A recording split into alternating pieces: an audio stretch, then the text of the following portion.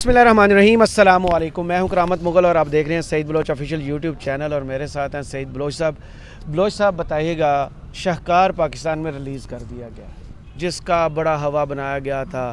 वो आएगा तो मईशत को संभाला देगा, वो आएगा तो अमन मान की सूरत हाल बेहतर होगी, वो आएगा तो इदारों के दरमियान खलीज कम होगी, वो आएगा तो मुफाहमत की सियासत को और तक़वियत मिलेगी।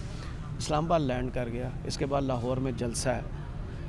नवाज शरीफ जलसे के बाद घर जाएंगे, जेल जाएंगे, या ये निज़ाम पूरा लेट गया कि अब नवाज शरीफ जेल में नहीं जाएगा? बहुत शुक्रिया करामत मुगल साहब, आप मेरे आज भी होस्ट हैं, बहुत बहुत धन्यवाद। देखें, नवाज शरीफ साहब के बारे में जिस तरीके की जो वो क्या कहते हैं कैंपेन की जा रही है, जिस तरीके से पूरी रियासती मशीनरी इस वक्त शरीफ ख़ानदान के घर की लौंडी बनी हुई है। और देखें कि आज भी जब नवाज़ शरीफ साहब ने इस्लामाबाद एयरपोर्ट पर पहुंचना था तो उनके आमद से पहले ही रावलपिंडी पुलिस के जो आला अफसरान हैं वो भी एयरपोर्ट पर पहुंचे हुए थे। हालांकि नवाज़ शरीफ साहब ने एयरपोर्ट से बाहर भी नहीं आना, वो लाउंज के अंदर मौजूद रहेंगे। वहीं पर उनकी बायोमेट्रिक भी अब तो हो चुकी है और वहीं से वो दोबारा लाहौर के लिए रवाना हो जाएंगे और रात को उन्होंने लाहौर में जलसा करना है। लेकिन रियासत देखें कि कैसे उनके आगे पीछे दुम हिला रही है। ये बड़े ही अफसोस की बात है। ये एक ही शहर है कि एक शहर में एक साबिक वज़ीर आज़म जेली बूंडे मुकदमात की सज़ा भुगत रहा, सज़ा भी नहीं भुगत रहा, सज़ा तो है ही नहीं। वो एक में थी वो मुअत्तल हो चुकी है, दूसरे में किसी में उनको सज़ा हो ही नहीं है, केसेस चल रहे हैं। तो ये यहाँ की हालत है इस मुल्क की। और एक वो मुजरिम है इश्तिहारी भगौड़ा, जिसको अदालत ने धोखेबाज कहा और उसको सज़ाएँ हुई और वो बाहर जाके रियासती इदारों के ख़िलाफ़ तकरीरें भी करता रहा।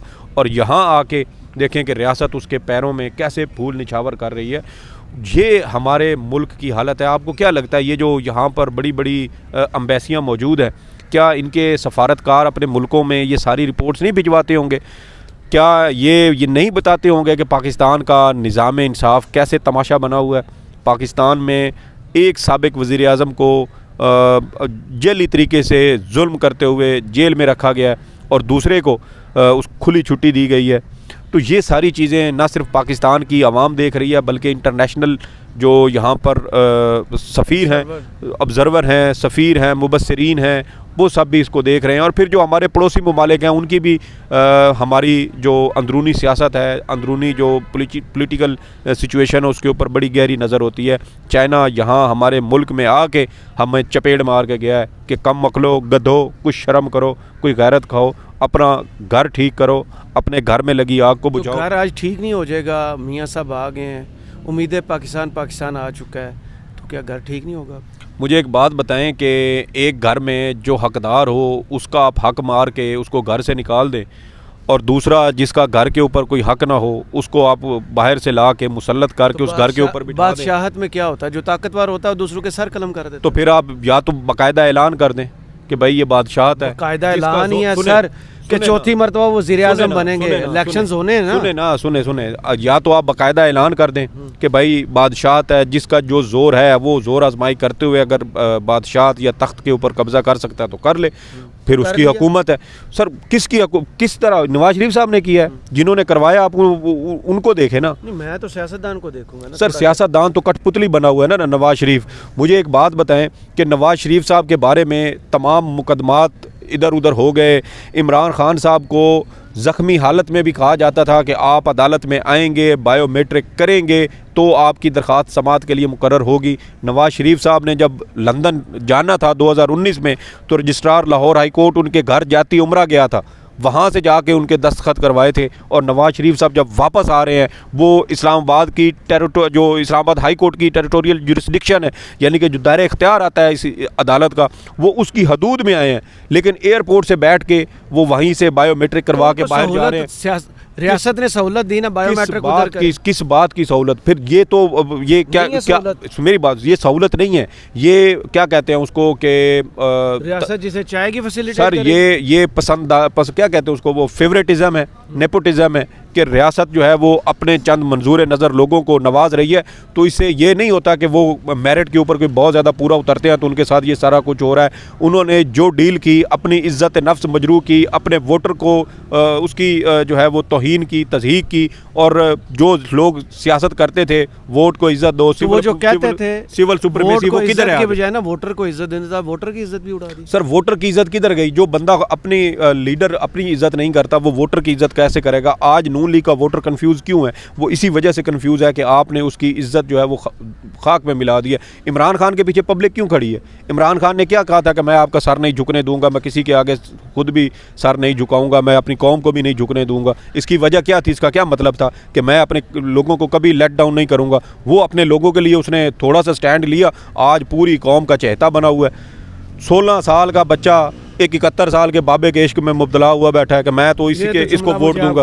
24 अक्टूबर को क्या होगा जब जमानत की मुद्दत पूरी है? सर देखें, मेरे जो कुछ ज़राए हैं वो हमारे तो ये बताते हैं, जो मुझे कुछ इधर उधर से पता चला है वो ये कहते हैं कि पीर के रोज़ नवाज़ शरीफ साहब की एक और दरख्वास्त जो है वो अदालत में दायर की जाएगी और ये कहा जाएगा कि नवाज़ शरीफ साहब को जेल में गए बग़ैर ही उनकी वो दरख्वास्त के ऊपर अमल दरामद करवाया जाए और मुमकिन तौर पे उनको जेल में गए बगैर उनको एक बार फिर रिलीफ मिल जाएगा और नवाज़ शरीफ साहब इस मुल्क के ऊपर, इस निज़ाम इंसाफ के ऊपर, पाकिस्तान की अदालतों के ऊपर एक बार फिर तमांचा मारेंगे। खबर तो आपने पढ़ी होगी, इस्लामाबाद हाई कोर्ट से एवन फील्ड और अजीज़िया रेफरेंस में साबिक वज़ीर-ए-आज़म नवाज शरीफ ने अपील बहाली की दरख्वास्त पीर को दायर हो। चलें ये देखें कि हम कह रहे थे कि शायद पीर के रोज़ वो होंगी, तो वो अब वो सारी चीज़ें हो चुकी हैं और पीर के रोज़ उनके वकील हैं, जी जी इसकी तस्दीक जी अब उन्होंने तस्दीक भी कर दी है और मेरे पास जो खबर थी वो कुछ घंटे पहले की थी और अब उसके अंदर देखें कि पेज, क्योंकि अब बायोमेट्रिक हो गई है ना, सिस्टम खुद बहुत चल रहा है ना सर, सिस्टम उनके घर, तो यही बात है, सिस्टम उनके घर जा रहा है। 2019 में भी सिस्टम उनके घर, उसके पैरों में बैठ के सिस्टम ने उनको सहूलत दी। आज 2023 में 4 साल के बाद भी सिस्टम उनके पैरों में बैठ के उनको सहूलत दे रहा है। और दूसरी जानिब सुने, कमाल नहीं है ना सर, ये वो सुने सर, सुने, आपने वो मरियम साहिबा की एक वीडियो का जिक्र किया था, याद है? आपने कहा था कि मरियम साहिबा की एक वीडियो थी, गालबन 2020 की है, जीबी इलेक्शन के दौरान शायद उन्होंने कहा था कि वो एक रास्ता है जिसका मुझे भी पता है, हाँ, लेकिन वो मैं रास्ता चुनना नहीं चाहती। उस रास्ते में उस रास्ते में आपको बस जूते पॉलिश करने पड़ते हैं, इज्जत नफ्स कुर्बान करनी पड़ती है। उन्होंने अपना चचा रखा हुआ है ना, सुने, इन्होंने इज्जत नफ्स भी कुर्बान की, इन्होंने अपना वोटर भी खुद से बदल किया।